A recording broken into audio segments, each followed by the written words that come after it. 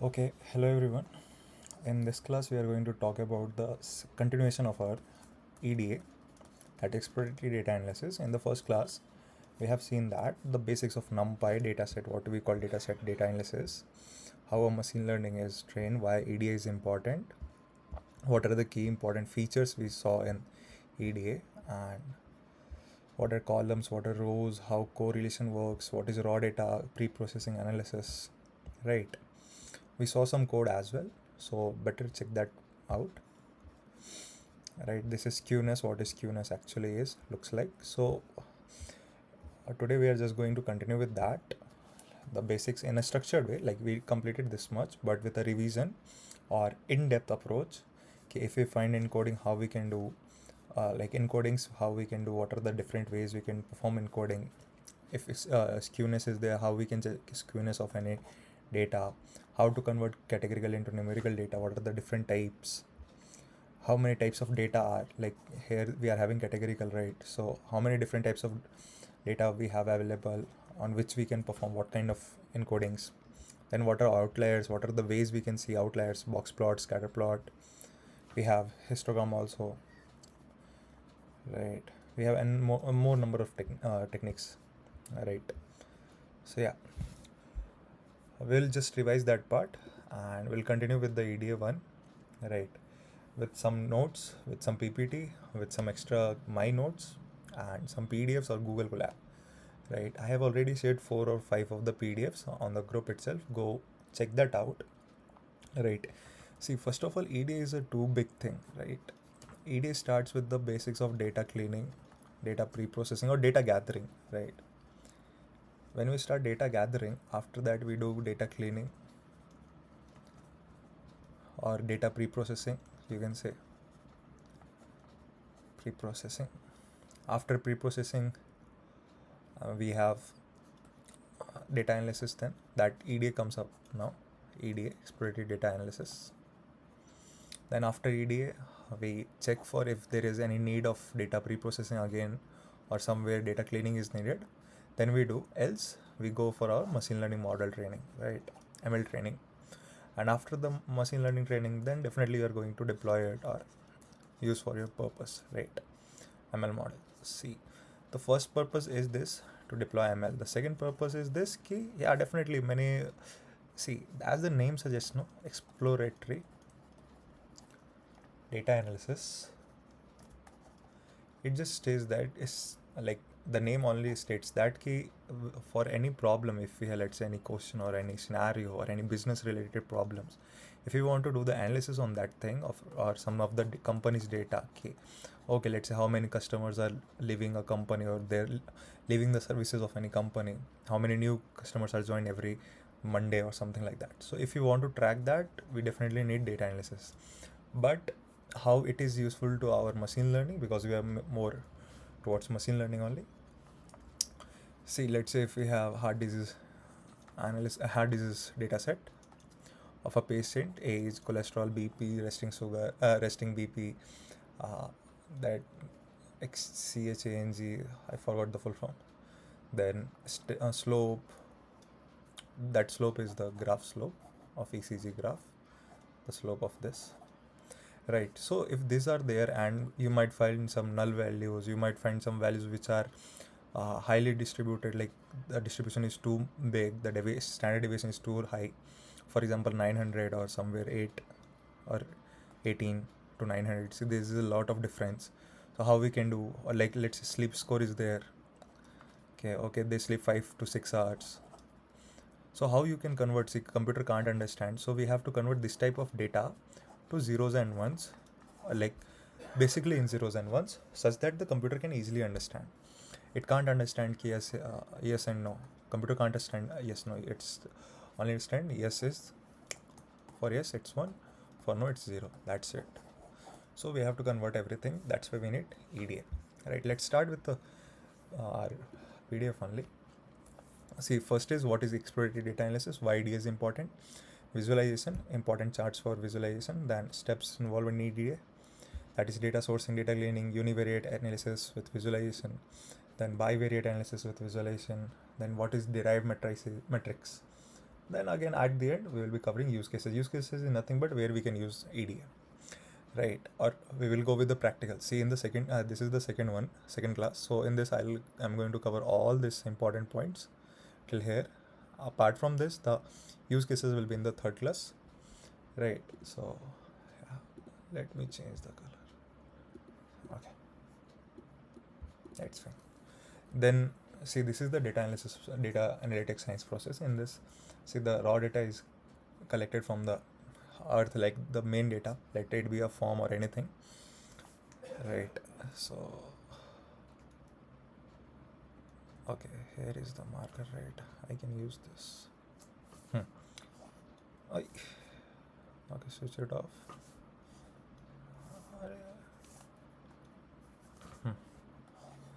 Reality, the content we are not related. Okay.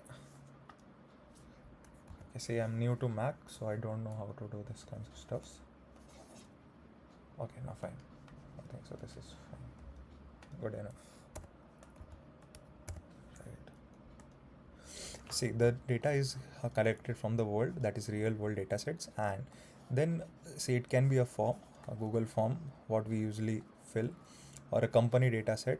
Like let's say there can be n number of company, some multinational company, or some small scale companies, or mid-size companies, or some startups.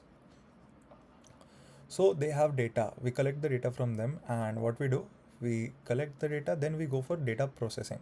That is, data is processed, means all the cleaning of unnecessary values. Okay, how it should look like, might be some unnecessary columns will be there, unnecessary rows will be there, or instead of name somebody have put their phone number. So that is, data is processed. Then clean the data set. Same thing, if there are null values, remove the null values, clean the category we don't need, clean the unnecessary values. Let's say you can find in the phone number, that is, let's say for 9, okay, 945, let's say the number something dash dash dash dash dash. So you can find at the rate somewhere, you can find some unnecessary things like has symbol, or some symbols you can find in that phone number series. So what you can do, you just have to remove that thing, or you have to deal with that thing, right? So here the EDA comes in the picture. Okay, this process is known as EDA, Exploratory Data Analysis. In this, what we do, we just have to clear all the data, like unnecessary data, process the data again, okay, check again back what are the key important points, then again go for EDA. If EDA is done, everything is fine, good enough, just go over to the model and algorithms. Now means deploy your model. Okay, I think so. This is the shape one. Yeah, deploy the model. Okay, deploy the model. Then yeah, rest of the things are okay. Visualize after training your model. You can go for visualization. Okay, how the model is training, or how the data is looking like. You it might be the point key, you can come directly from EDA to this. Okay, what right now we solved all the problems. Now this is the data analysis of your company, or how it went from 0 to some place in the last 6 months. Let's say 0 to 10% of growth is there. So to visualize that, okay, what are the key factors which increase the percentage of growth and that part. For this we do for EDA. Then visualize, definitely EDA means nothing but visualization of the data, right? So you can visualize the report, you can make the decision, okay, this things can be improved, this thing can be reduced, or like that. See, what is EDA? EDA is nothing but a data exploration technique to understand various aspects of the data. EDA is an approach to analyze the data set, summarize their main characteristics in a form of visual methods. See, data analysis, what happened? Okay, it is very hard to understand numerical data.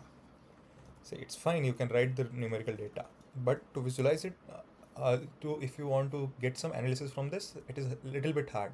But instead, if you go for the visual representation of any data, you will find it very easy to have, like some graphs, some charts, some like that part of things, pie chart, or some scatter plots, those who know already, scatter plots or something. So that is easy to get the decision, to make the decision. That's why we go for data analysis. So it gives a basic idea to understand the data and make sense of the data, to figure out the question you need to ask and find out the best way to manipulate the dataset to get the answer to your question. See, let's say this be the company managing director or some or university HOD. He wants to perform an analysis that why semester 4th or semester 6th student result got less or something like that. Okay, now analyze the sets, all the MSc papers, like the data set of all the students of MSc, SEC, sorry, SEE. So it can be like that, and this guy, this person will be allocating to, okay, this is your task. This person have to do key, okay, now check for the analysis and prepare a report and report it back to the HOD, right? So yeah, definitely here is the question why the marks got decreased. So to get this answer, data analysis is important. It is you can read rest of the things which I'm leaving, like the main aim of EDA is to obtain confidence in a data to an extent where we are ready to engage a machine learning model. Our data analysis is important for business process because we are preparing data set for deep thorough analysis that will detect your business problem, right? So yeah, you can read this. See, why visualization? Visualization is the presentation of the data in the graphical or visual form to understand the data more clearly. Definitely. So it will help us to easily understand the features. Features is nothing but the columns or the parameters of the data. Then easily analyze the data to summarize it. Definitely, if you have easy method, okay, let's say competition was there, some hackathon was there, and in that hackathon, let's say 500 were male, 500 let's say 80 were 89 were male. Okay, 589 were male and 367 were female. So okay, female. So this is the two thing in the hackathon, male and female. But let's say if they're in the same hackathon, how many were the different types of people or different university of students came, or different age of people attended the hackathon? That age can be in this way also. Okay, for the 18 years, 20 people.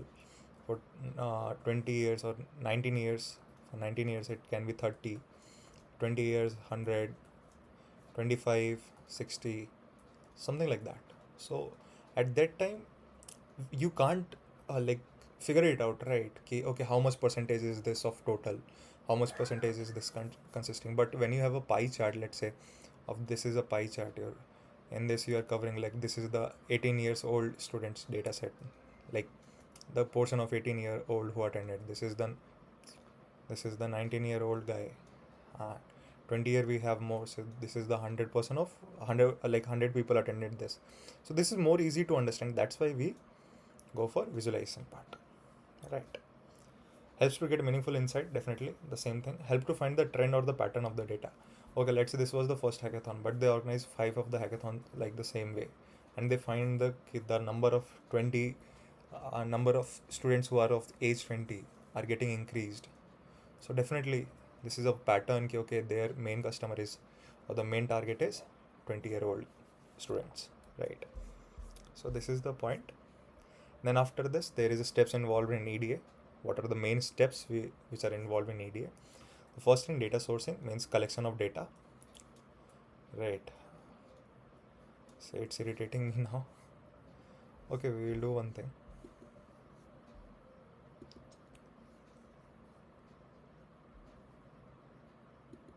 What is this? Okay. We'll split it up. Right. We'll decrease.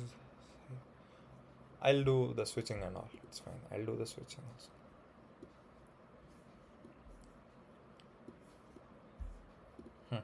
See, the first thing is data sourcing, right? I told you about the visualization. So visualization you can do in n number of charts. You can have bar chart, pie chart, line chart, scatter plot, area chart and all. And simultaneously I'm preferring my notes which I have created.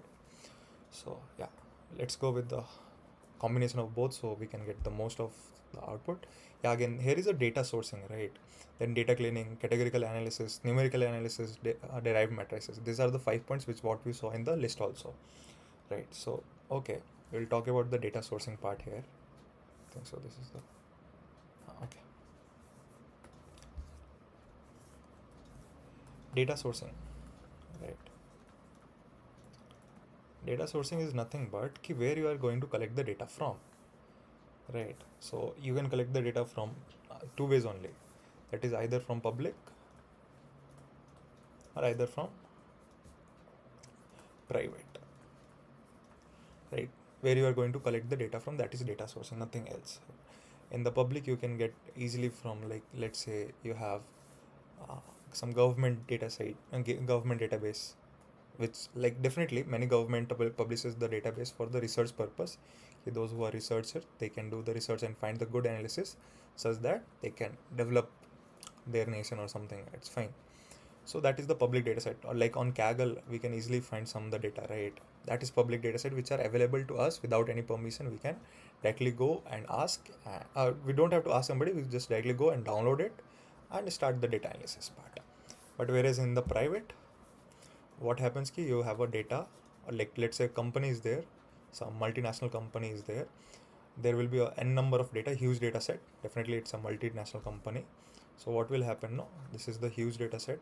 If you are going to do EDA for them, you are an engineer, data engineer over there, or data scientist over there, or data analyst over there. You are going to ask, you have been asked to do the exploratory data analysis on the data of some time period. So you have to go and ask them for the permission to use their data. They will grant you the permission. Okay, now permission is granted. You have to ask over here. When the permission is granted, then you can further go for EDA, right? Same occurs for the small companies also, or mid-level companies. But in the startup, there is a small latch. Like in the startup, you can have a little bit extra scope. It's easy to do in startup type.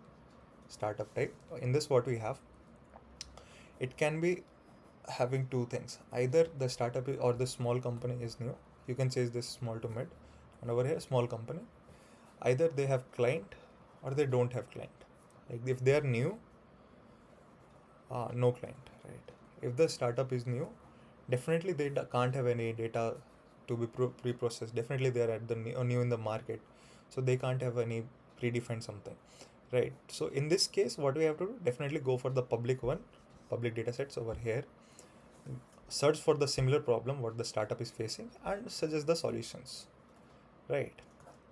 But if you have clients, so definitely they have the data part, and if the client is there, the data is already there, so you can directly go for it. There is no need of asking permission and all, so you'll get directly easily and you can perform with the EDA. So this is the way you can approach in the industry side, right? After this, what we have? After this, we have data cleaning. Okay, we'll see one by one. Data sourcing is nothing but is the process of gathering data from multiple sources as external or internal data collection. There are major two types of data, public and private. The data which is easy to access without taking any permission from agencies is called public data. The data which is not available and on public platform,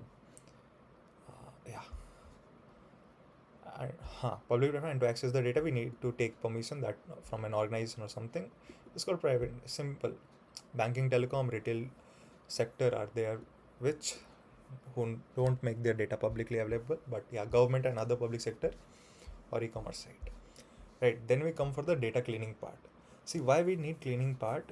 Either we, in our data set, what we can have, we can have n number of missing values, right? As I told you, might be some volunteer guy didn't show up. Let's say you're generating a Google form at the university only, asking for the student to fill the form and tell their mental stress level, right? So it is not necessary that everyone will fill the form or everyone will fill each and every column of that form. So definitely you are getting some of the null values. Null is nothing but not in our machine learning we say not a number, that is nan value, not a number. But null means nothing. There is no values in that place. We need some values. Let's say if I am filling my form, first name is criteria is name, I put my name Amitabh. Age criteria, I put 18 or 20, anything. If they ask for my phone number, I thought not to reveal. Sorry, phone number, I didn't reveal. I just left it blank. Then they ask for blood group, I left it blank also. Then they ask for depression, how much you are feeling stress or something. Stress, I rated it around 5. But somebody is simultaneously, let's say one of my friend Anirudh or Ayush, let's say Ayush, what he did, or we will take one more example, Anirudh. For Ayush, he put the name Ayush, he put the age also 18, 20, whatever. Phone number he gave, blood he gave, but in the stress level, no, he wrote high. Right. In the Anirudh, he also did the age. Okay, he put the age like 19, like this, and phone number, yeah, he gave, but he added +91, then his number. I didn't give. He gave like 9555, that my number. Then blood group he gave like O positive or something, and he also gave, but over this he didn't like do like that ki plus and then VE. He instead wrote like O positive. Right. Then stress he mentioned around 4.8. Right. So see, there are different types of scales.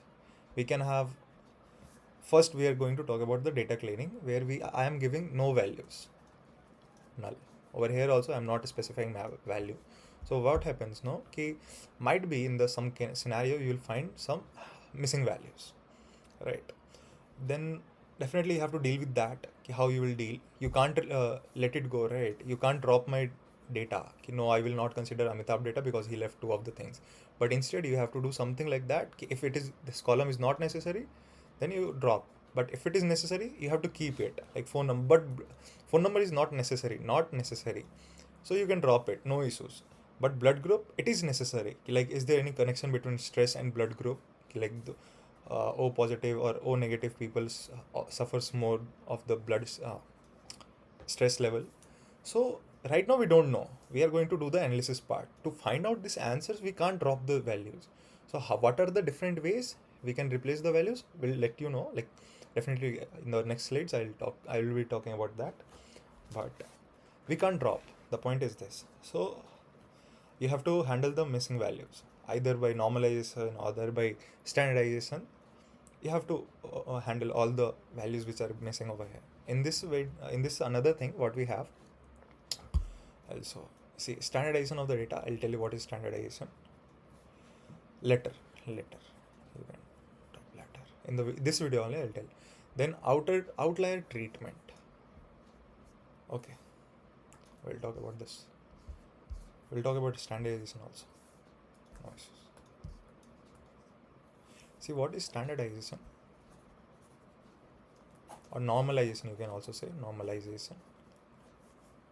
See, if you're not getting my spelling, you can normalization.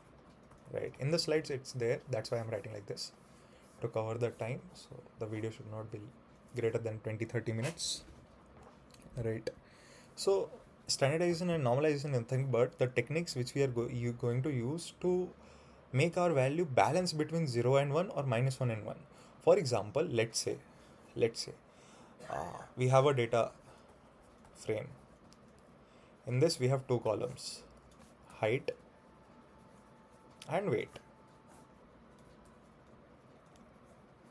Okay, of 20 students.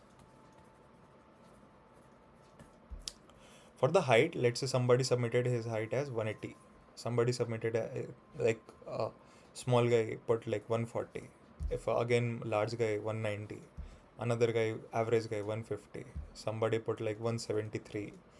Or somebody put like 136. Examples. And simultaneously for the weight, we'll bring the weight over here. And this, okay, not this. See, for the weight, they put like this 180, no? Let's say 76, 34, 56, 63, 84, 98. Okay, it is not possible, but still okay. See, this is what data analyst job is to do. Like definitely EDA is needed. You should be the best in EDA to train the best ML model. The more you invest your time in exploratory data analysis, the more better your machine learning model will become. Right. See, every machine learning models is trained on data. The love of machine learning engineers. So if you are best at manipulating data, if you are best at processing the data, then you are going to create the best machine learning model ever possible, right? So focus on this. Okay, let's continue with the main point, height and weight, right? But see over here, I am putting the values of the weight in tens digit. This is the ones digit, this is the 10th digit, right? Ones, tens, right? And in the here I am putting a hundreds digit also. That is in 100 or something values, right? That is keep on changing, keep on changing. The point is over here, computers are more biased towards the hundreds digit, hundreds place digit as compared to tens digit. Because see, definitely this column is having hundreds of values, 180, 140, something like that. But over here, weight is having only tens of the digits, 76, 34. So what will happen for the computer? No, at the back end, computer will prioritize this whole column over weight column. Means ki this, let's say this will be having priority 5 on 6, this will be having priority of 4 on 6 or 3 on 6. So then again, definitely our model is gonna be overfitted, or not overfitted, but it will be biased towards the height, right? And this is we don't want. We want okay, height will be there. It's not necessary that those who are having the 180 must be above 76. They can be thin like 56 also, 63 also. There's no need that they will be above 70. So not if you want not this will happen to our machine learning model, we have to make this value such that it should either be converted into 0, 1, 0 to 1, or between -1 to 1, right? See, this is your standard deviation, this is your normalization. Okay, I'll tell you what it is. I gave you the approach why we do standardization and normalization, such that computer should not be get biased towards a particular type of a column in which we are giving the hundreds of the digit, right? So some steps which we use is standardization, normalization, right? I think so. I went forward. Okay, it's fine. Okay, let it complete right now only. Okay. See, the computer what it will do. Okay, one way is I'm not going to give you the name of the theme right now because in the features scaling method we have to talk about this. But right now, so that computer should not be biased. Okay, we'll cover at that time only. We use two techniques, that is standardization and normalization, right? Okay, this is the question statement, right? This is the standardization of the data. Now what is outliers? Outliers, let's say again over here in the age only. Okay, we'll say in the age, let's say we have a data set of age only, age and temperature, two different data sets. For the age we can have 18, 19, 30, 36, 97 and -18. For the temperature we can have 12 degrees Celsius, 13 degrees Celsius, 100 degrees Celsius, -2, 73 degrees Celsius and -373 degrees Celsius. See, if you are a technical guy, you know this is not possible. And if you are a normal guy, you also can figure out this is not possible. The data can't be negative, right? So over here, what is outlier? See, okay, outlier states that any value which does not belong to a particular range of the values, apart from this, stands outside of the particular data range, then it is said to be outlier. For example, if you are if you're in semester or if you're in class, a student is there whose age, like average age of your class of all the students is 20, let's say. But a person comes whose age, a particular student S1, whose age is around 107 years. So it will be definitely standing out as compared to this. Yeah, correct. So this is the point where the outliers come. This person will be called as outliers or anomalies. Means if this is your data set, if some data is there which does not belongs to or which doesn't comes into the same category or not category, same range, then it will be said to be outlier. So over here in our example, there are two outliers in the age. See, we can understand, okay, 18 to 36 is fine. But 97, see, there is a huge gap between both of them. right? Around 59 years. But over here, 18 to 36, it's around 18. From 19 to 30, it's again, you have having 11 years. So that is fine. This is considerable, but 59 years, it's not considerable. Again, minus 18, this is definitely not considerable. So these two will be called as outliers. Again over here, 12, 13, it is considerable, but 100, again, there is a high increase, that is of 87 degrees Celsius. Then 100 will be outlier. Then 273 minus 273, this is also outlier. 3 minus 373, it is not possible even, so definitely it is an outlier. So in our data, when we collect the data, we can face n number of issues like this. Somebody can put minus of their name in the front of their age, or somebody can do the masti and they can put 97. So we have to deal with all the outliers. So there are n number of ways which you can deal. We'll talk as we proceed in our session. Right. So we completed the outlier. Handle invalid values. Okay, I covered this also. See, minus 19, minus 18 years old is an invalid value for the age column. But there can be a bank account, say banks, okay, the deposit, where this can be this can also occur. He might take loan or something of 18 lakh or something. It can be possible. So it can show in negative. So yeah, or temperature can be negative. Minus 18, it is possible. 18 degrees Celsius is also possible. But for the age, it is not possible. So this is not a correct value which should lie in this column. Or we need to fix this, the negative sign. So these are only the invalid values, right? You can read this. After collecting the data, the next step is through data cleaning.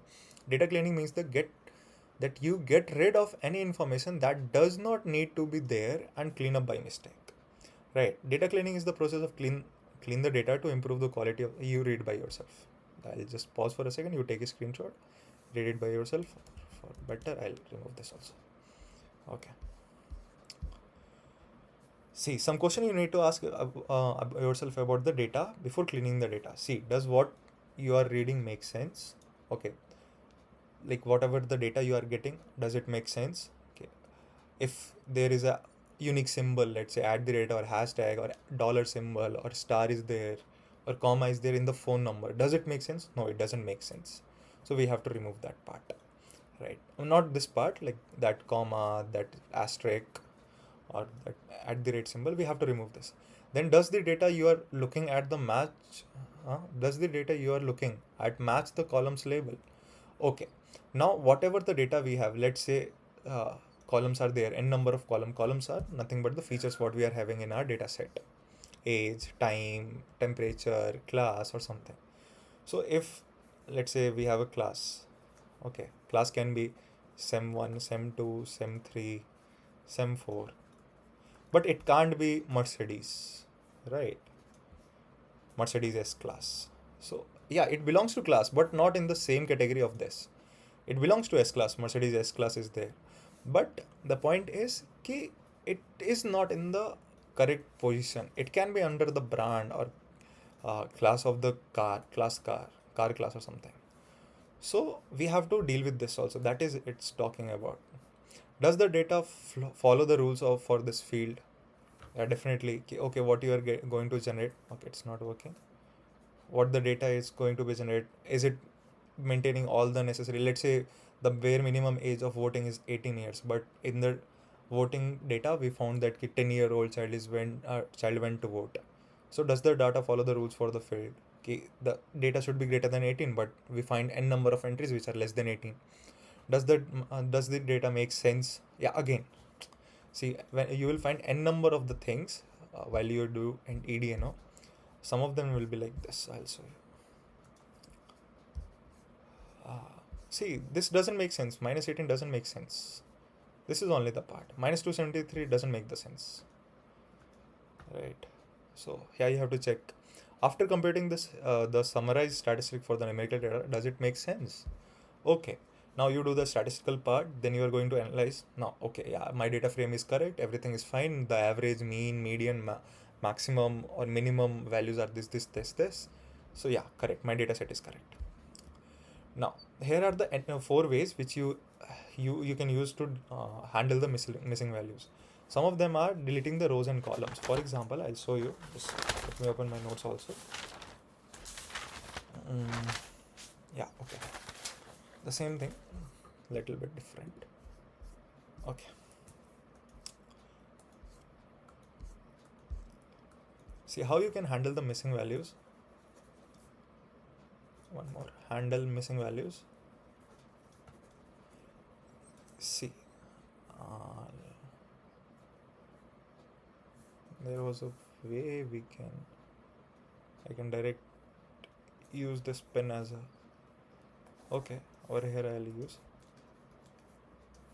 see this is first row, second row, third row, fourth row, right? What you can do, let's say this is with the name, will be the entries, first entry, second entry, third entry, name, class, role, and then CGPA,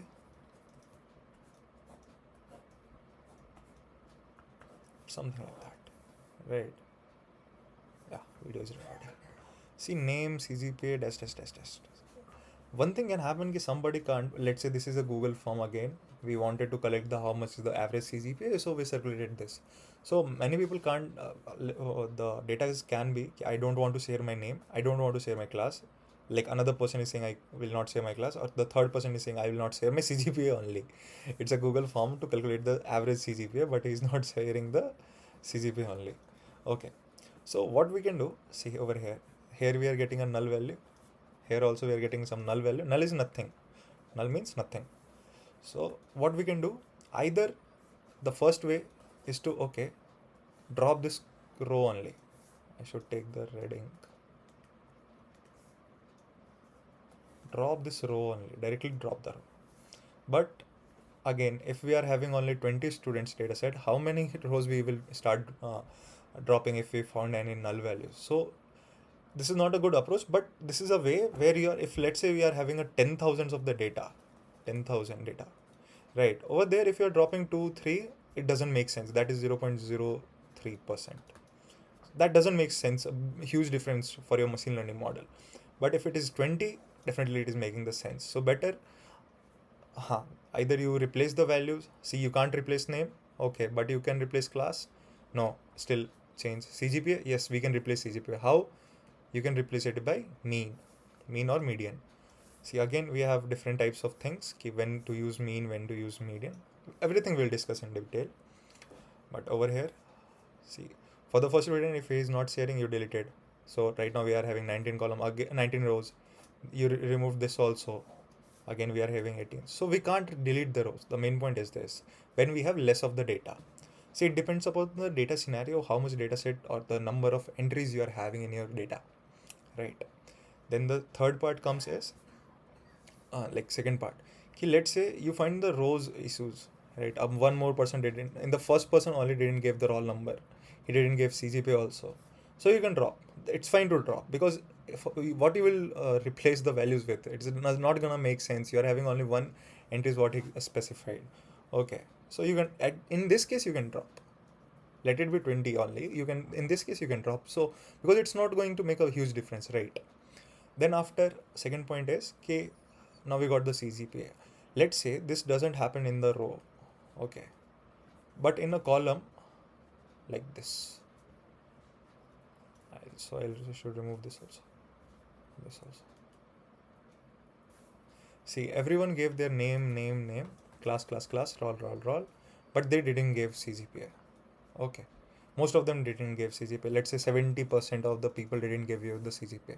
At this time, if you're going to drop CGPA column, yes, you can drop. Because it's not going to make any sense for the third. Let's say if you're having, I'm not talking about the Google form CGPA oriented only, but yeah, let's say example, I'm teaching if you're going to, how in which scenario you can drop the column. See, whenever you are exceeding 70%, bare minimum, if you're exceeding 70%, at that time you can drop. Reason being, let's say if you are having 10,000 again, 10,000 of data, if you are dropping one column which is having only 30%, that is, what is the 30%? 3,000 only, right? Sorry, 30, okay, 3,000 only. So in this case, what you can do, for 3,000 you can't train, no, you can't predict the rest of the values. It's not gonna make sense, so you better drop this. But instead of 70%, only 10% is left, or let's say 2% or 3%, uh, 3% of the data are not available, that are null. So yeah, in this you can just go replace it with mean or median, right? We use mode for the categorical data. What is categorical data? Some data like class can't be a number for, right, let's say semester 1, semester 2, or section or something. So every categorical data, have you had dinner, yes and no, or let's say some grades A B C D E grades you got in your CGPA. At that time you can use mode, right? So this is the point. Let's go to our PPT. So delete rows if it has insignificant number of missing values, columns, and can be deleted if it has a more than 75. Okay, I told 70, 75 is also fine. Replacing with mean median mode. The method can be used to independent variable when it is a numerical variable. On categorical value, we applied mode method to fill missing values. Algorithm imputation. See, this point is there in our machine learning, there are n number of algorithms such as KNN. Okay.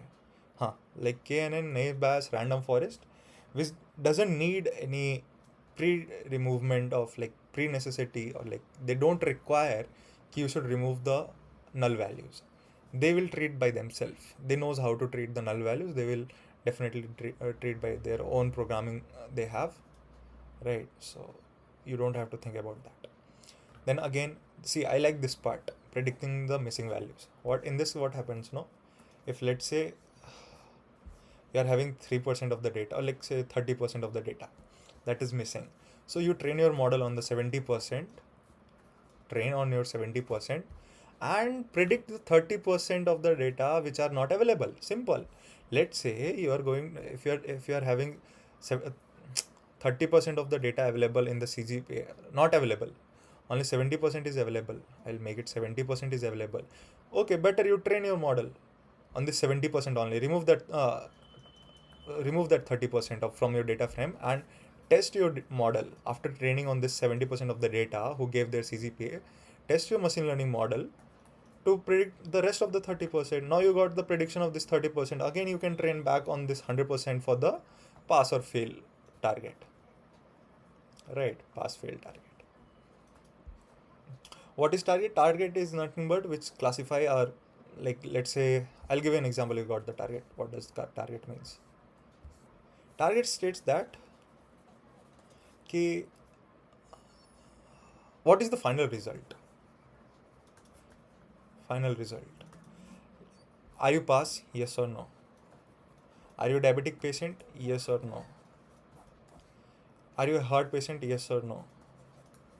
So target means this will be the output which machine learning has to predict. Let's say we train our model on some database of 10,000. So okay, I'll tell you what is train and test. Means definitely for you, let's say imagine you are a machine. You need something before, let's say 10 photos of the cats are there, 10,000 photos of the 10, let's say for 10 cats photos are there, cat photos, right? If you're going to watch this 10, then if I give you another 4 photos of for different cats, so definitely you're going to say cat, or let's say you're going to say not a cat, and the fourth one, yeah, it's a cat. So what is test and train? If you give some data earlier to a model to get trained, to learn about the things, to learn about the feature, to learn about the content, what it has to predict in the future, then this thing will be called as train. What is test? Test is okay, now you now learn the concept, now you have to answer the sum of the question which will be asked on the same thing. For example, for over here in the machine learning, it will happen like okay, you will be given some 4 photos again, 1 2 3 4 of the cat only. Now this, the training, no, now the machine has already learned that part. Now it has to predict okay, this is a cat or not.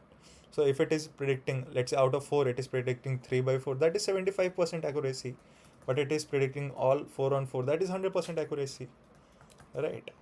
So see, for the 100% accuracy, today I was just playing with some machine learning model, I got 100%. So I don't think 100% is possible. If it is possible, then this is something great.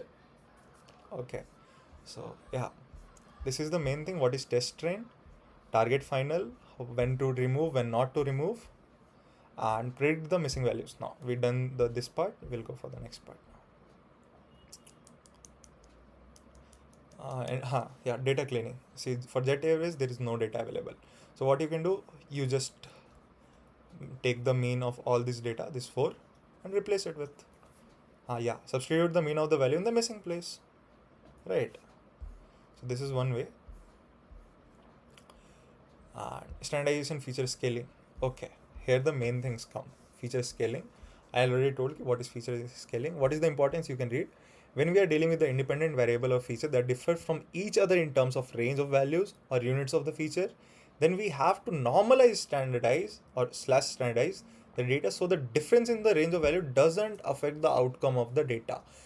The same part ki if machine learning will start, that model will start to make biased result on some of the one feature, let's say first feature, but both are important. No, the machine learning model has to check for the both and give the equal importance. First of all, at the basic it should give equal importance, but if it finds ki 180, 130, 170 something like in hundreds place, definitely it's gonna to bias like more shift towards this way, right?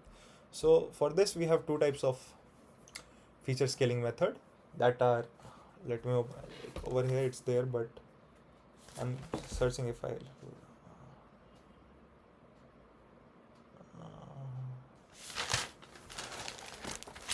left something or not. Predicting the machine learning model train, yeah, I told this also. Okay, I told this also. Time series right now. Okay, I'll teach time series before feature scaling because it's there in my notes. See, I'll tell you the time series. What is time series? Right. After this, completing the basic theory part, we'll go for the coding part. I'll cover ಸ್ವಲ್ಪ only. That is thoda. That is little. Okay. See, time series is nothing but, let's say you are having a ice cream factory, right? And I am your regular customer for every month. January, first half of January, then second half of the January, then Feb 1st, then Feb second part, that is 14 days, 15 days, same like this, right? And I ate your ice cream, like I am the best customer of your factory, right? So I ate around 180. In the January 2nd, I fell ill and I ate only 2, right? But apart from me, somebody else come and let's say total sale was 32, right? We can put the name, month and sales. But we don't have any sales data for February first half, right? Then again February second half we have some data. Okay, 64. Then again for the March 1st, 190, then 130, then again we don't have, then again we don't have, then 100. So like this way. See, it's a time dependent feature, right? It's depending upon the time, the sales. Similarly, what will happen, no?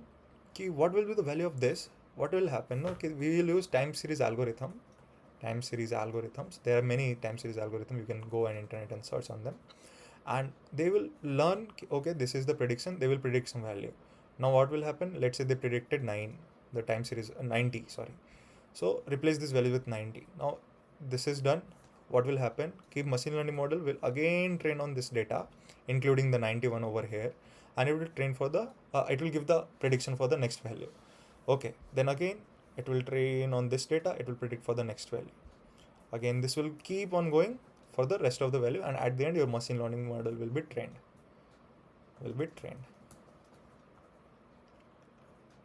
Right. So this is the basic thing of feature time series algorithm.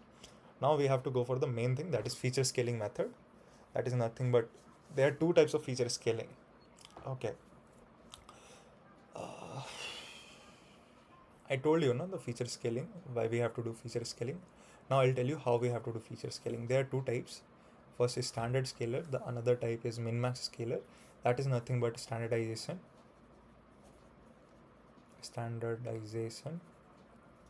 And this is normalization. Normalization. See, I'm not picking my pen up, otherwise it will start again moving. Right. So standardization nothing but, see, this is the formula. Those who are new to this, they will come to learn in third semester. There is a subject for AIML, probability and statistics. In this they will learn this also and this also, solpa. Right. So this is known as also Z score. X is nothing but your score, the main values. Mean, mu is nothing but mean, and Z score, mu is mean, and this sigma is your standard deviation. So what will happen now? I'll take that example only, height 1, HEIGST, height and weight. Right. For the height, we have some data 180, 190, 130, 136, 154, 172. For the weight, we have 76, 84, 35, 54, 63, 73. Right. So to stop the machine learning model to get biased towards this data, we have to do standardization, normalization or standardization, let's say. That is feature scaling. So that the difference in the range of value should not affect the outcome of machine learning model, right? So see, the main key feature why we do this is for predictive analysis. This is why we do feature scaling, right? So right now it is in 180. So there is one novel way. What I can do is I'll find this is the maximum value, and what is the minimum value? This is the minimum value, right? And over here, what is the maximum value? 84. Okay, I'll put on the left only. Max. What is the minimum? 35 only. Okay, I'll replace over here, not 35. I'll change with, I'll make 54 as the least value, so I can put it like 96. Okay, so now 54 is the minimum value. I want to scale it down. For the height one, there is a way. I'm not teaching you standardization and normalization, just see the basic way you can do. This is nothing but your standardization only, but okay. See, 180, we will find the maximum. We will divide 190 with 190. How much we get? 1, right? And if you want to scale it, let's say 180 by 190, we'll open the calculator only. Okay. How I can minimize this? I have to minimize, right? Then I can call calculator. See, I have to put 180 divided by 190. How much it is? 0.94. So this is 0.94, right? And 130 by 180. 130 divided by 180. 0.72. Right. 0.72. And 136 divided by 190. 0.71. 0.71 and 154 divided by 190. 0.81 and 172 divided by 190. That is 0.9 something 4, let's say. 92 ले लेते हैं. We'll take 92 instead because 94 is there. So what we found, 180 is now 0.94, 190 is now 1, 130 is now 0.72, 136 is now 0.71, 154 is this. For the 76 also, now we will divide 76 by 84, 84 by 84, 96 by 84, 54 by 84, 63 by 84, 73 by 84. Let's find the value. Okay, I'll use my mobile calculator instead. That is a little bit fast.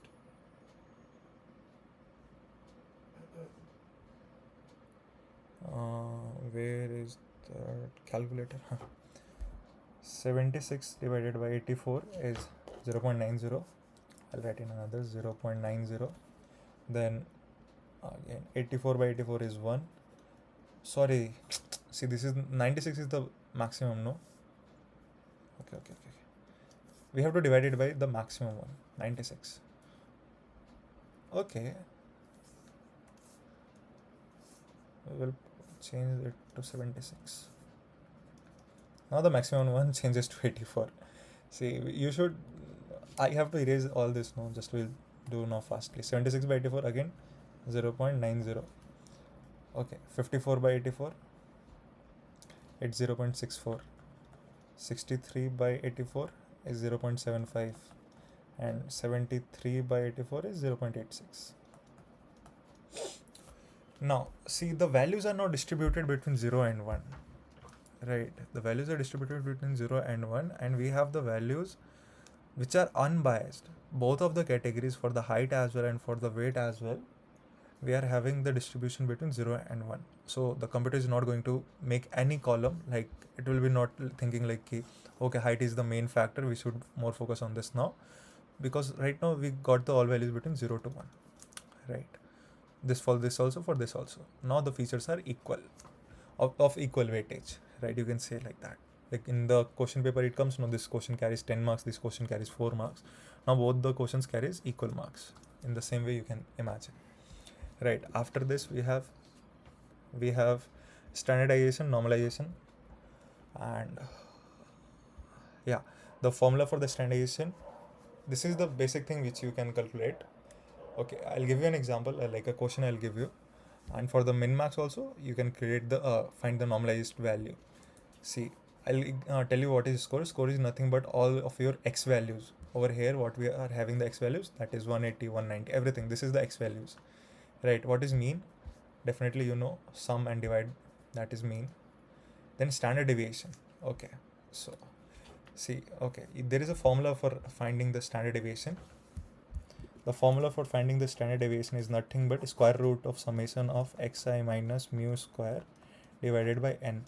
See, the n is nothing but the value of population. Right, number of values present in the population, number of entries, you can say entries. See, those who are in 4th or 6th semester, they can correlate what is population. For those who are in 1st, 2nd semester, they can think like population is the big set. For example, the India population is the population and state population is the state. Right, that is a smaller, it is a part of a big thing. Right, let's say this is the India and a state is Karnataka. So this is a state's population and this is the India population. Right, so over here population of India is 144 crores, or state Karnataka, let's say 7 crores. Over here you have to put the population, that is 144 crore. For if let's say sample is given, instead of state we call it as sample. If sample is given, तो आपका standard deviation हो जाता है xi minus mu square by small n minus 1. That is 7.7 crore minus 1. That is 6 crore. Right, not 6 crore, but example, let's say 7 is the population. Because if you minus 7 crore minus 1, that will be 6 crore 99 lakh 999. So better, let's say 7 minus 1 is 6. So you have to put the sample. This is known as sample. Okay, population is the larger set, sample is the small set of the population carrying the similar value. See, for the standard scalar, what happens now? Standard is nothing but your data will deviate from plus and minus 1. I'll tell you in short, I'll tell. Okay, standard deviation, in standard deviation, your mean will be 0, standard deviation will be plus minus 1. Standard deviation I'm telling, right? And yeah, that's it. Then for the normalization, your value will be 0 to 1. only 0 to 1. So means what we over here did is an example of normalization, not a standardization, right? So yeah, normalization help you to scale down your feature between a range of 0 to 1. This is the formula you can put. What is the x value? Again, that entries, what we had, all the entries, minus, I just showed you how you can convert. Okay, you can try it by your minus x minimum. What is the x minimum over here? Find the x minimum. For example, 54. Like over here is the minimum is 54. So 84 minus 54 divided by minimum, maximum minus minimum, right? So this is the way you can convert into the normalized value, right? The main key point of this is right now also you can see this is the maximum value, this is the minimum value, so this will be 0.74, right? So this is the minimum value, 0.72, and over here also you will find this is the maximum value, the same क्या कहते हैं उसको, priority has been kept. This is the minimum value, so over here also this is the minimum value. So standardization, normalization doesn't decrease your priority of the feature, it just scale down between 0 and 1, right? For example, you can try over here. I think so this is already done. This is already done. See, you can replace this value. Let's say you just change this value. Okay, I can't edit. Okay, you just remove you can try. This is the basics age, this is the income value. Put the value maximum minus minimum 1, put minimum is equal to 0 1, and 1 you can convert it, right? See, the maximum value 12 minus 12 is 0 divided by 18,000, that is 0, and for the maximum divided by this, it got the maximum value 1. Intermediate, there is a 15,000 value, so it got some intermediate value, that is 0.1667, right? Standardization is nothing but we just convert into the value of this. The formula is, you can go through, I gave you the formula as well. Outlier treatment. Okay, see, there are 5 ways you can treat the outlier. Outlier are the most extreme values in the data. If it is an abnormal observation that is deviate from the norm, outliers do not fit in the normal behavior of the data, right? So there are 5 ways of outlier detection. Either use box plot, either use histogram, either use scatter plot, either use z-score, or either use interquartile range. That is values of 1.5 times of IQR, right? Sorry. So there are n number of ways which you can handle. See, over here 3 is listed, and 4th one is the example of the 3rd one. Over here, either directly remove the outliers, like minus 18, minus 373 degrees Celsius, you directly remove, or replace outlier with the suitable values by using the following methods: quantile method and interquartile method. Okay, I'll tell both of them. See, first we'll go from this, otherwise you will not get what is quantile method, what is interquartile range. Okay, then third part is use that machine learning model which are not sensitive to outliers. As we discussed that some models are there, they doesn't think of outliers, they just do their works, that is KNN, decision tree, naive Bayes, ensemble, sorry. So okay, we'll cover from this, then we'll go for this, right? So let me change my page also in my notebook.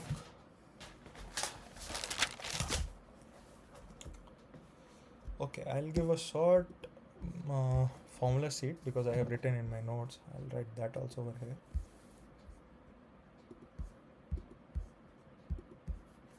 See, the formula sheet is like this: feature and scaling method.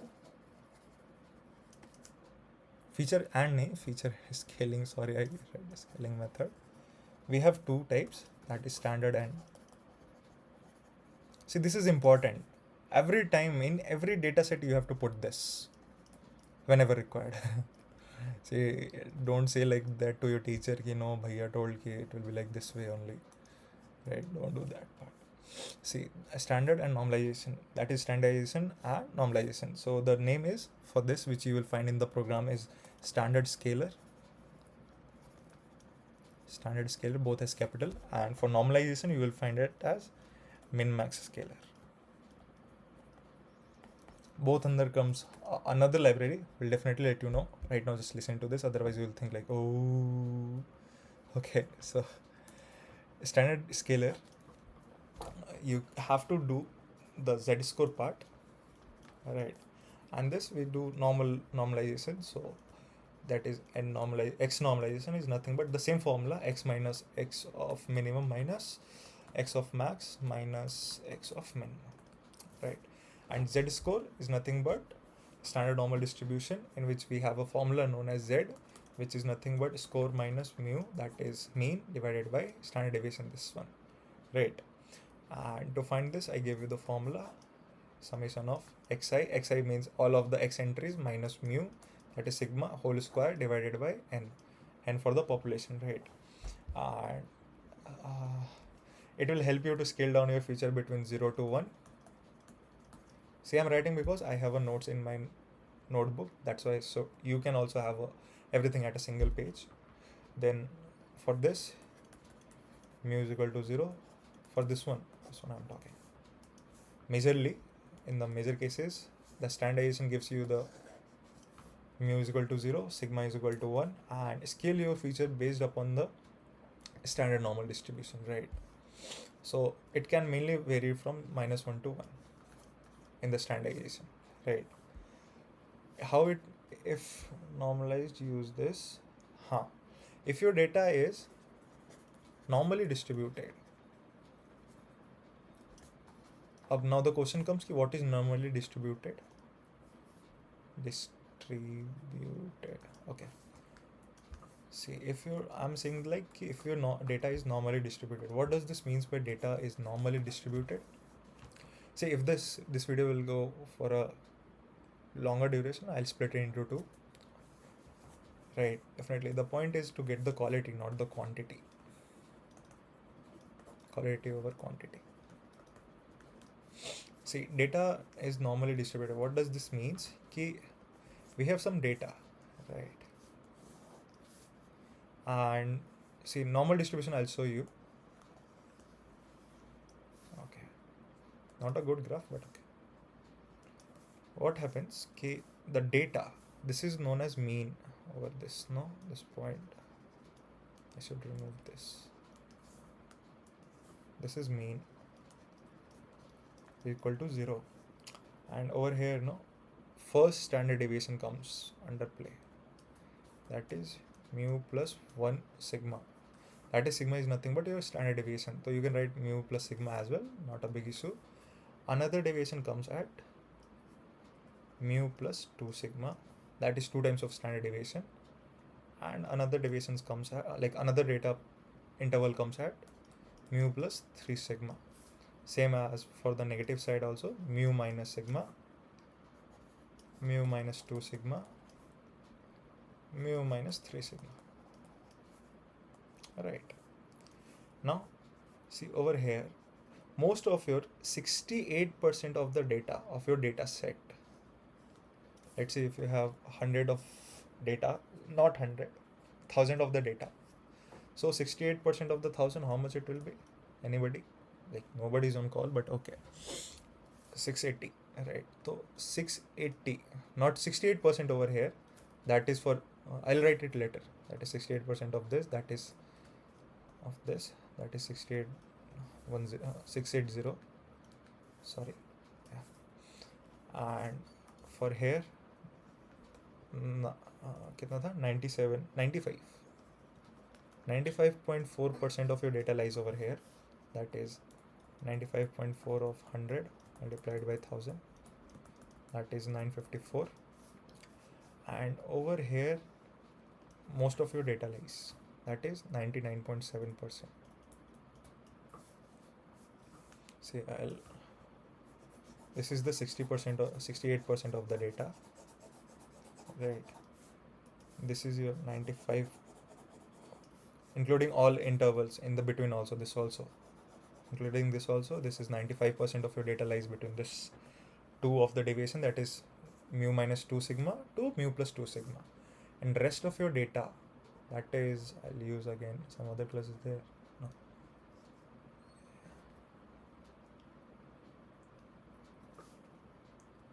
Okay, see, the rest of your data will lie over here. Till here.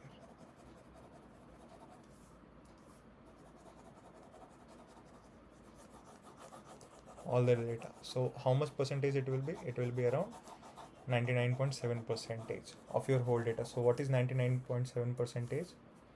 99.7% is nothing but 997 out of 1000. Your data will lie under this. Then it will be known as normally distributed. Means ki three of the things will be lie outside. So it can be directly outside of the right also. It can be on the left also. This is the negative axis. This is the, I should decrease this. This is the positive axis, right?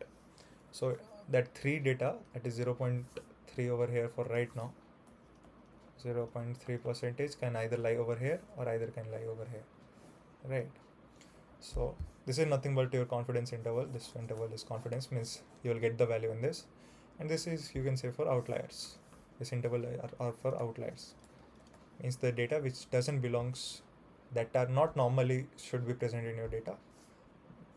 That part will come in this example I already gave, that minus 180, or like, let's say you are having a list of ages over there, a basic distribution of class. Let's say you are having age of students present in semester 1, that is 18, 17, 16, 19, 20, like that.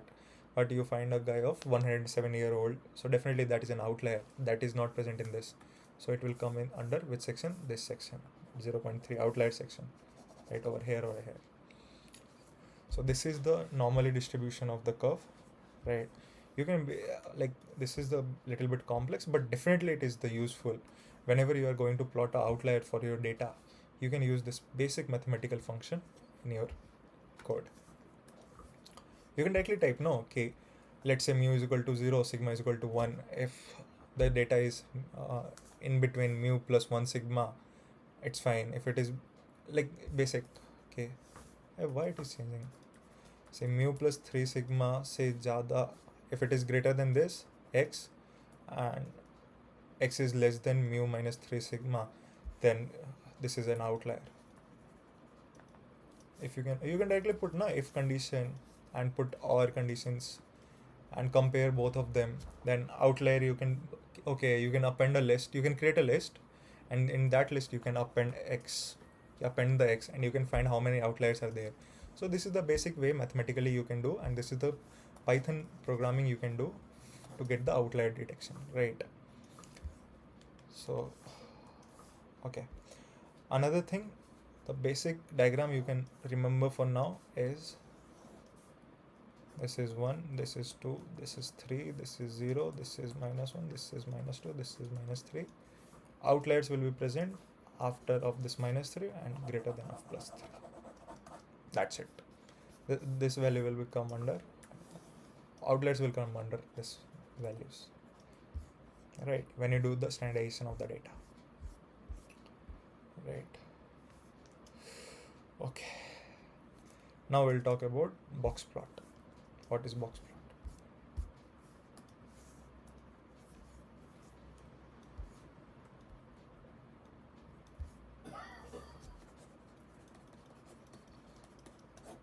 Box plot is nothing but a big, it's the way which you can use to view the outliers, right? I'll show you. Let's say this is how a box plot is represented. Okay, so I'll open, if I get some example, I'll put over here. Okay, I don't have example, but I have the key points only. Okay, no issues. We'll do in the programming part, the example part. It doesn't execute, goes outside of this, it stays inside. Like a diode is there, no, in diode in electrical, same way it looks like similar, but the point over here is key, this is the minimum value, this part, the data. Let's say you have age, let's take an example now. You have age 18, 19, 20, 21, 22, 23, and dash something. So what is the minimum value? 18. What is the maximum value? 23. This will be your 23, the maximum value. Right, over here this will be your 25th percentile. This is getting again changed. This value, this is your 25 percentile. See, percentage is denoted with single percentile with one more dot, right? And this is your 75 percentile. 75th percentile or 75th percentile. We call it as a Q1 quartile, and this is known as Q3 quartile. Means you can say as a quarter, something like quarter is 1, 2, 3, 4, right? Out of 4, if 1 is there, so we say quarter, right? Okay, the point is that most of your data will lie inside this. If it is lying over here on this axis, that means that it is an outlier, or out of this. Definitely it is an outlier. See, it is little bit standard deviated, but see, this distance also decreases. It might be near to this also, this much it can be. Okay, and your outlier be outside of this. Definitely it is possible. Your outlier can be over here as well. It is possible, highly possible. So this is the box plot graph, which states that if the dots are above out of this hole, you can say these are the outliers. I would generally don't consider this as outliers because it's under the stand, but it's not coming under the 25th. That's why you can say sometime it is an outlier depending upon your data set, and mostly will not find. Mostly what you will find here, it is outside of the range. If it is outside of the 25th also, you can state it as an outlier. I'm not guaranteeing you, no you can't, I'm not guaranteeing you, yes you can, right? So this is the box plot. This is one way. Then another way is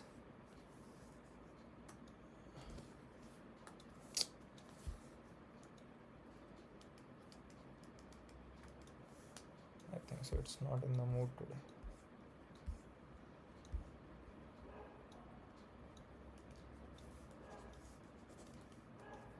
Okay, let's come with to the point. The second way of representing is histogram. What histogram says that everyone knows the histogram, right? There will be a graph. Here will be the something like this. Let's say you are plotting an age again of the person or faculty or student, everyone who comes to university, right? You find that 15 years old or less, 16 years slightly more, 17 is too much, 18 is okay, 19 again more, then 20, 25, and you find that okay, after that 25 there is no one, the data is getting decreased, but all of a sudden you find that again 107-year-old person is there, and there are 10 of them in each section of first year. So what you can do, you can find out this is the outlier, because the data is not decreasing. The last point of the data is at around, let's say, 35 years or 50 years, but here we are getting 107, that is 57 years difference is there in between both of the data points. So how we can give this as a classify as an outlier? Only because it's standing out of the basic norm which rest of them are following, right? See, so you can identify as outlier. This is one way, or it can be like this also, not in the beginning. Okay, let's say this is the data. This can be also the outlier. 10-year-old student. You can plot it for school also. High school only. Let's say classes start from 11th or something, 11th or 12th class. The student age is 16 or something. This is high. 17 also high. But you find a one more column, 5-year-old student is also there. 5 year, who don't know how to work, but he is there. So this is an outlier, right? This is an outlier. If you find something of age 5 years, there's a gap between both of them, but this doesn't feed. This doesn't make that 5-year-old doesn't make sense in the high school. He's studying in class 12. That doesn't make any sense. So that's why you can treat the outlier. It can be the data over here till here, but yeah, it doesn't make any sense. Right.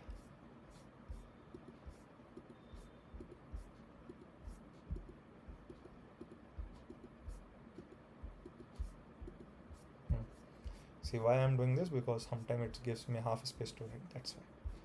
Okay. Outlier treatment. Then we have scatter plot, the best thing, which I like this the most, and box plot, both of them I like the most. See, everything has their own importance. You can choose anything for different data. Definitely I use histogram to plot different data. For the outliers also I use this many times. So it's not necessary that you have to prefer only one way. N number of ways you can prefer, which you find easy. Just enjoy the machine learning. That's it. You should enjoy it.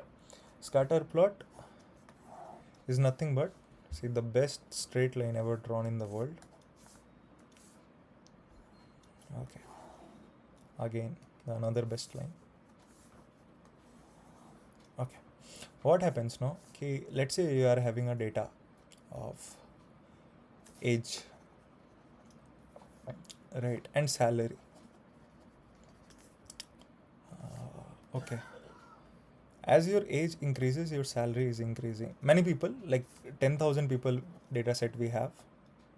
This is how much 10,000 people data set we have. And as the salary age increases, the salary increases. For all of them, this is the trend.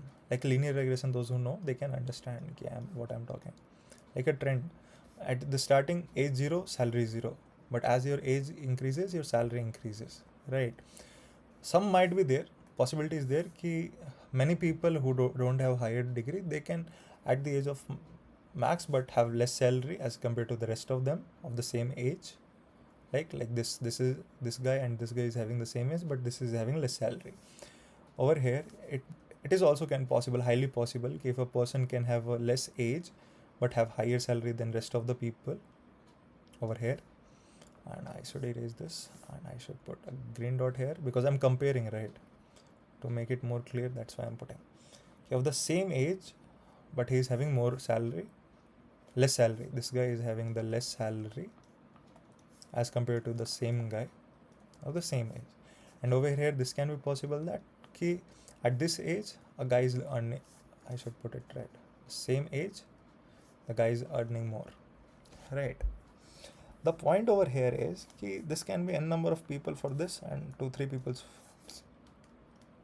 for this,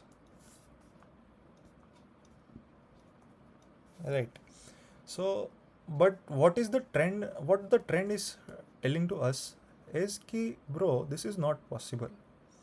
Like, yeah, it is possible, but for right now, no. The majority of the people are following the trend. What the trend is about? The trend is this. See, the trend is going like this way, in this only. Right, I should remove this also. I should paint it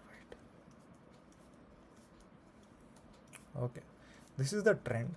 So for right now, what you can say, okay, these two groups are outliers because they are not fitting into the, see, this is also true, this can be happen, but if you are going to remove these outliers now, definitely it's gonna negative for your machine learning model, because this is definitely can be possible, no?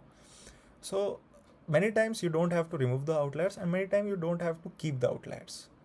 This is the basic thing. So for your data set, you have to decide by your end, okay, you want to keep the outliers, you want to remove the outliers, or you want to replace the values of the outliers. Okay, see, for the mean values, what is the mean value over here? Let's say around the salary is $100. Sorry, $100.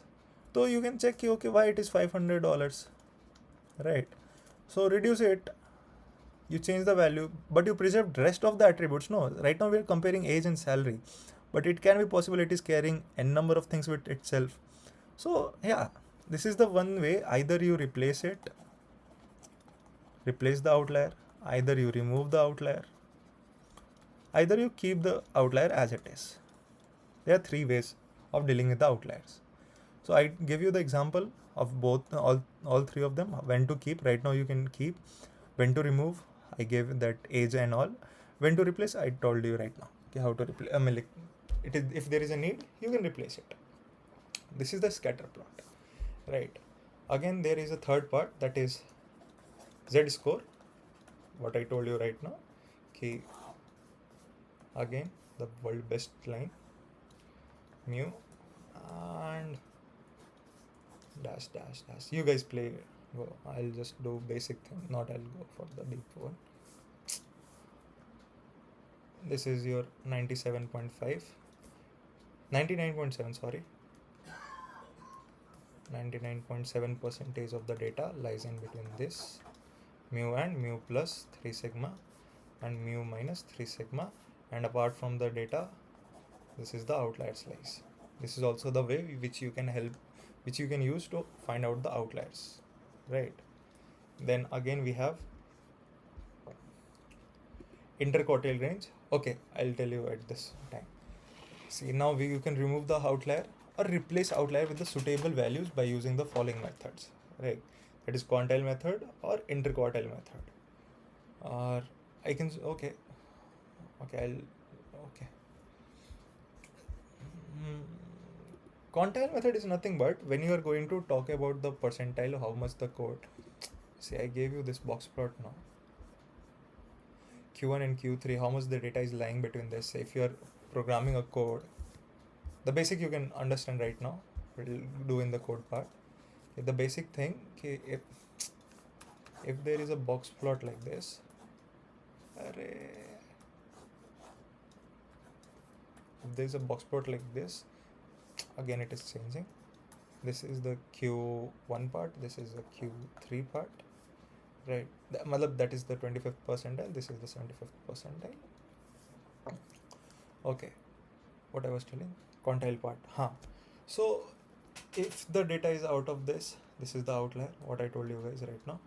So this is the basic thing of how a quantile method works. If you are going to handle it, definitely you have to put the range. Now we are going to increase our 25th percentile of the range from here to here, and we are going to talk about, we will replace it with, either you can replace it with the values near to this. Okay, what are the values near to this, and replace the value of this outlier and come back to the point. Means what I'm trying to say, if this is the outlier, go and predict the value of at this area, or like get the value of this, bring it to this point, replace it. Like, yeah, better you replace it.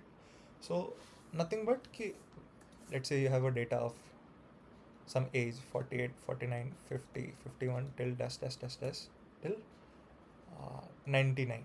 The second last one is your 95, and total, let's say 30 data are there, right? You want to find the 75th percentile or 90th percentile. You just have to 90 multiplied the number of data, how much you have, that is 30, and then there was formula to divide by something. I forgot, just let me open that formula.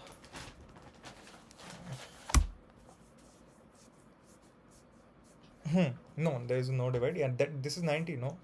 So you will divide it by 100. Okay. Now number of elements. How many number of elements are there? 30. And how much this is? 0.9. 0.9 into 30. That much you are getting. 9 3 27. 2.7. So if this is a number, no? Decimal number. If it is a decimal number, convert it into the nearest whole number. What is the nearest whole number? 3. Go at the third index. From here, from the bottom, you will go from the third index. You'll find whatever the value will be the percentile, right? Then, sorry, this will be no. See, my mathematical mistake. That's why I'm saying why this is. See, it will be this 0, this 0, 9 3 27. Okay, 27, not the negative. Yeah, if you count the definitely first, second, third, fourth, fifth, sixth, seventh, this will be the 26, 27, 28, 29, and 30. So this is 30, this is 29, 28, and 27. So the 27 part will be this. But over here, when this is a whole number, when you are multiplying and you are getting the whole number, you have to find it for plus 1 also. That is 27 and 28. What is the value of 27 and 27? Let's say 95 was there, no? 94, 93. Okay, I'll remove those lines. 94, 93, 95, 99. So 30, 28, 29, 28, 27. 27 and 28, 94 and 93. Let's say this is 96, right? So 94 plus 96 by 2, you will get 95. So the 90th percentile of your data will be 95. The same way you have to just replace the values to the value what you have earlier in that. That is only the interquartile percentile. That's it. Okay. Then handling invalid values. Yeah, there are n models, KNN decision tree, which doesn't need any extra code for your outlier treatment, they'll just remove it, or as per their code they will do their part, right? So yeah, handle invalid value. See, there is a high possibility that whenever I was saving some file, encode Unicode properly. Yeah, whenever we save any file, no, we have Unicode problem, not Unicode problem. More means in which format we want to save. Unicode UTF-8 is most common. Then there are many else. See, you have to remember. See over here, CP1252, right?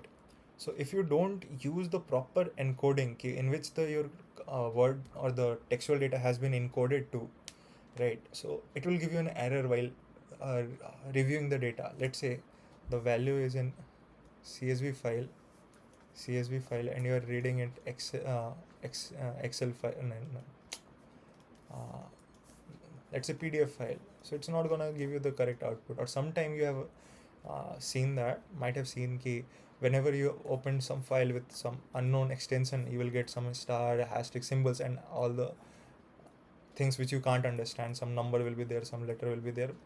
That will not make sense to you, but because you have opened into the wrong encoding. Unicode in your wrong Unicode.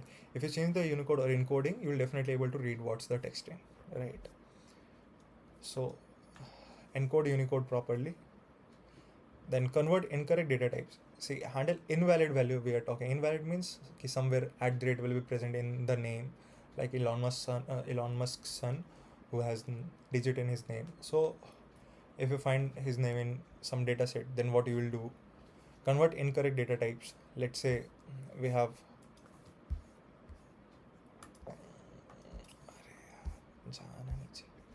हाँ क्या handling incorrect data type, नहीं correcting होगा ना, yes, correcting invalid data type. What will happen, no, कि in pin code some like I gave you example of my friends, right? कि my friend Anirudh will write O positive somewhere. I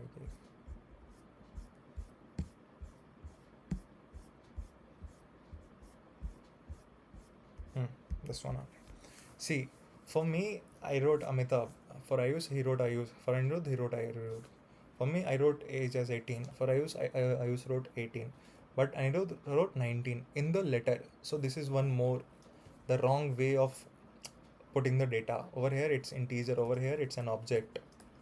So definitely, rest of your columns will become object. And see over here, I put 9. Ayush put 9555, and Anirudh put +91.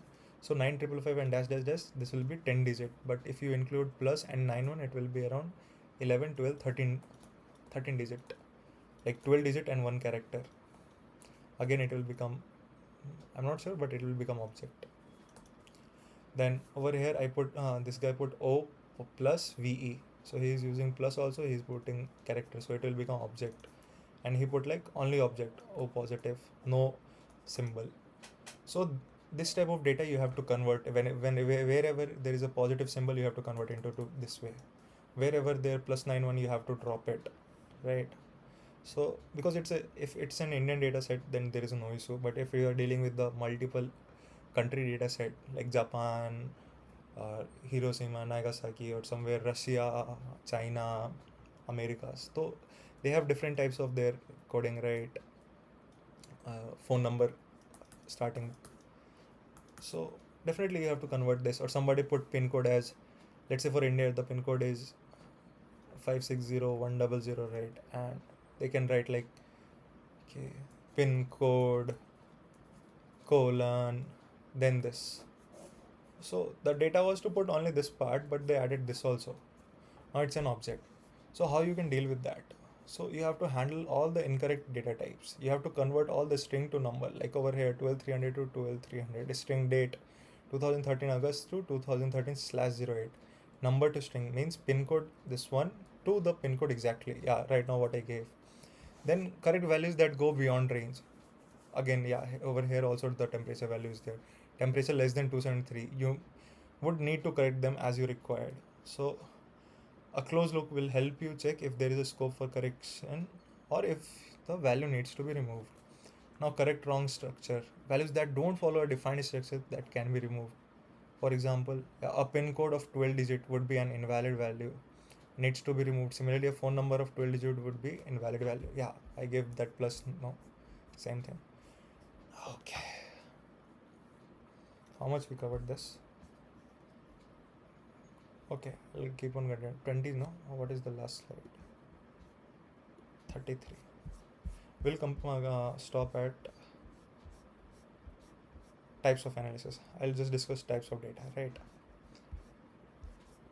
Okay, see, types of data, there are two types of data, qualitative and quantitative. Again, I'll go with my own teaching. So, okay.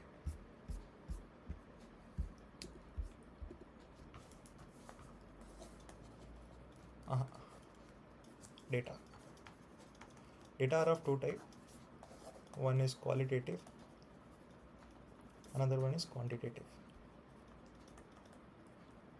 You can get it by the name only.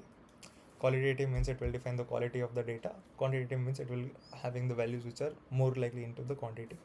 See, qualitative have only two things, nominal and ordinal.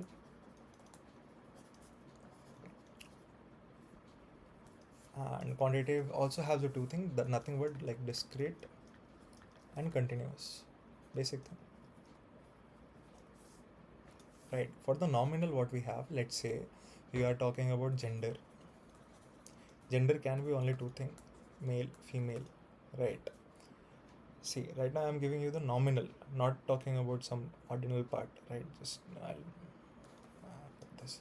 Nominal means gender. If you are talking about male and female, which are already divided, or like we already have category.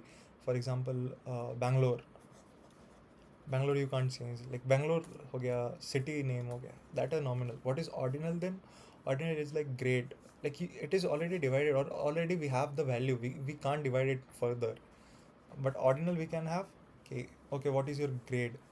Like A grade, B grade, C grade, A plus, B plus, C plus, or O, something like that. That is ordinal, where you can put the precedency. There will be a precedency order. A will be carrying much more importance than C, and A plus will be carrying the most than this one. Then O will be carrying the most of the rest of them, right? You can have like this, or it will be mainly whenever you can get example like if a heart patient is there, heart patient over there you can see chest pain are of there are 4 types already, and the level are increasing or something have a different level. Chest pain 0 is okay, see, 0 level, but 1 okay slightly greater than the previous one. The second is okay, you can't live at your home now, you have to get admitted. 3, you need a good treatment for this problem. That the ordinal means that that order will have a ordinal means order. There will be an order that will make sense. Discrete, now we'll come to the discrete. Discrete part is nothing but a value without a decimal part. That is discrete. 42, 46, 32, 36, 11, 19, anything.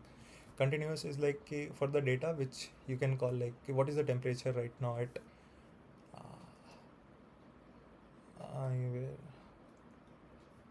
okay, remove this. Let's say temperature is 33.7 degrees Celsius,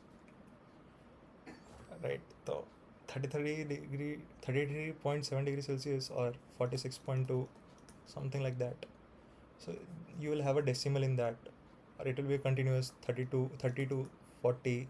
How many students came, or what is the maximum age of people? That is a continuous form. So this way you will get that is a continuous data, right?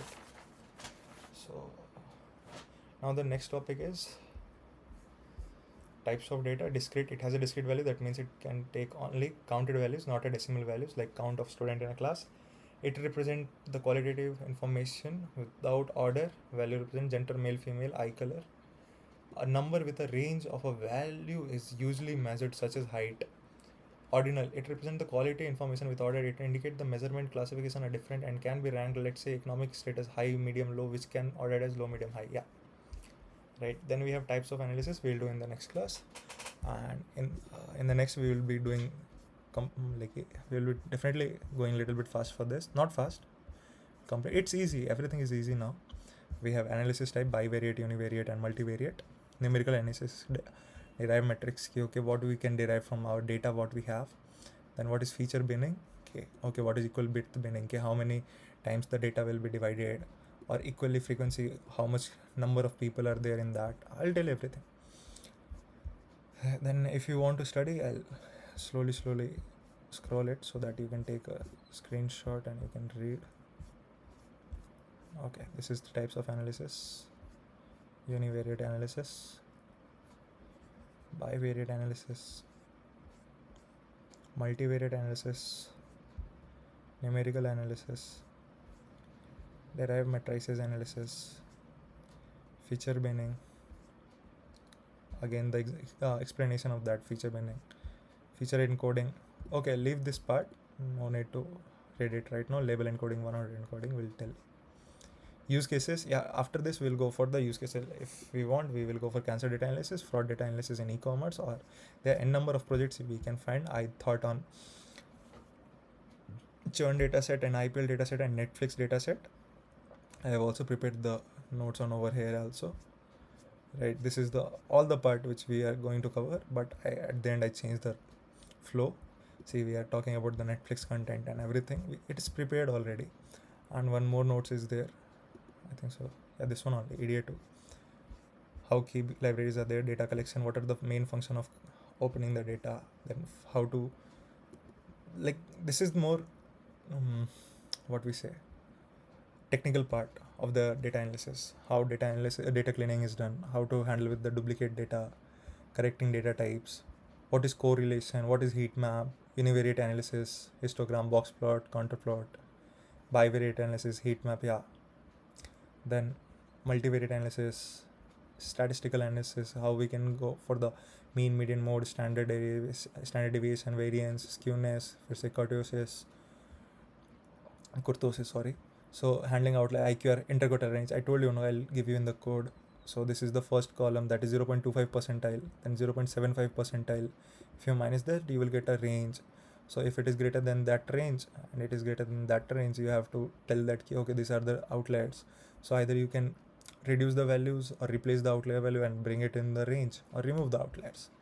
Then we have feature engineering, okay, how we can creating new features, def new features, creating one feature, how one feature and second feature can make a different feature, encoding, like if there is a number, is there a value, like he is a good, that student marks is good, then very good, outstanding, excellent, how you can convert it into the 0, 1, 2, 3, 4, that is encoding. Like computer can't understand categorical data, so it has to be converted into the numerical data, that is done by the process of encoding. So there are many ways, label encoding, one-hot encoding, there are more ways which you can change, right? So ordinal is there, where you have to categorize on the basis of order. Label encoding, you just give a name to that. One-hot encoding, where the dummies we create of the name. This is the interesting one. We'll talk about that. Then correlation analysis, how one feature, like one column, how age is correlated, like having a relation with your weight, right? That is a correlation. We have a study in the probability statistic. Then distribution analysis, normal distribution, SNS KD plot. Okay, we'll do this. How we can plot a normal distribution plot, then QQ plot, normally check, data transformation, how doing the logarithmic of the earlier data will transform the outliers. See, if you do the log for the first time, definitely half of the outliers will be reduced. If you do another second log, again you'll find there are less of, as you do the logarithmic part n number of times, you will get the outliers value less to 0.3 percentage. Then scaling data, how you can scale it. There are n number of ways, smart tech, smart tomac, smart ENN, so which you can use to do the scaling, right? And these are the recommended projects. Netflix movies, I thought of taking this one. Netflix movies, Titanic survivor prediction, it's there in the Kaggle, house predicts, everything is there in the Kaggle, right? So this is for the today, and will we have one more class? Not right now. I'll take in the daytime. Okay, right now it's 1:23. Okay, good night. Bye bye.